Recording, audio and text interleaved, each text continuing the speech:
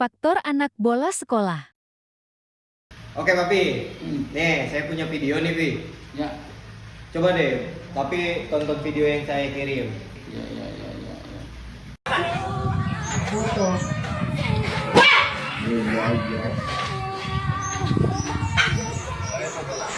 Sekolah kau dah babong.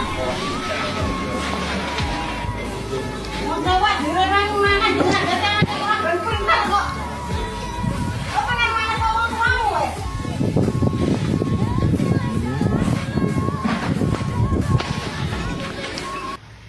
Ya, oke. Menurut Papi, kenapa tuh Pi? Anak itu bisa sampai bolos? Pi? Gimana pendapat Papi? Ya, biasa sih kalau anak-anak umur SD sampai SMA ya, itu memang psikologis anak-anak itu rentan kepada aspek lingkungan, pada faktor lingkungan, karena dia cenderung masih mencoba menjadi jadi dirinya gitu.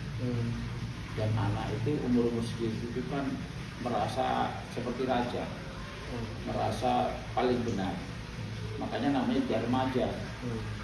Remaja itu mendekati seolah sebagai raja. Itulah asal usul kata remaja. Jadi kita tuh secara psikologis tuh tidak terlalu bisa kita menasihati anak remaja itu, karena dia seolah dia raja, dia yang paling hebat, paling pintar. Lah, kasus-kasus seperti ini biasanya itu dia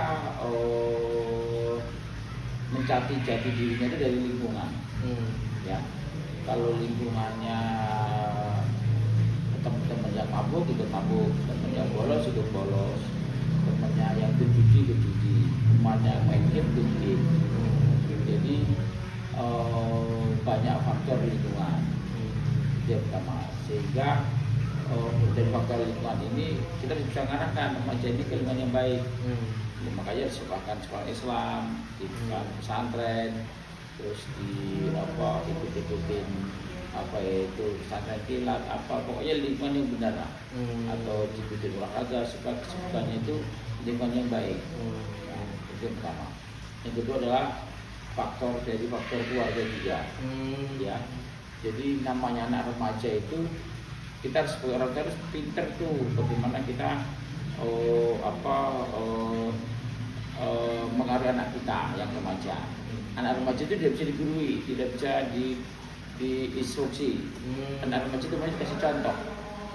Jadi kalau ngasih contoh anak remaja, ya kita sebagai bapak orang tua harus memberikan contoh.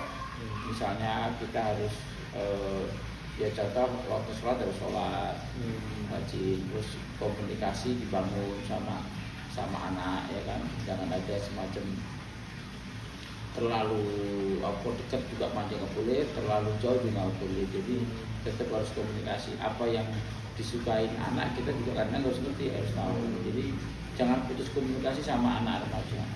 Ya, jadi kalau anak kita itu tidak terputus komunikasi sama kita, terus bisa memberikan contoh yang baik, anak akan mencontoh itu. Jadi kewibawaan atau contoh orang tua itu sangat penting. Jadi kalau bapaknya misalnya nggak jelas, jarang pulang, jarang ibadah, anaknya ya pasti juga nggak ada panutan yang bisa dipanutan.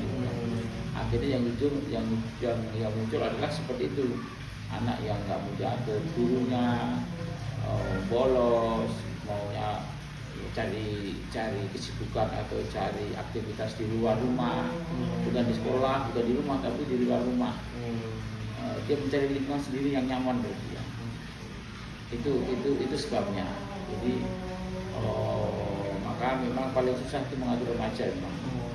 Jadi hanya yang paling tepat adalah kita berikan tempat lingkungan yang baik dan bisa kasih contoh yang baik sama anak kita.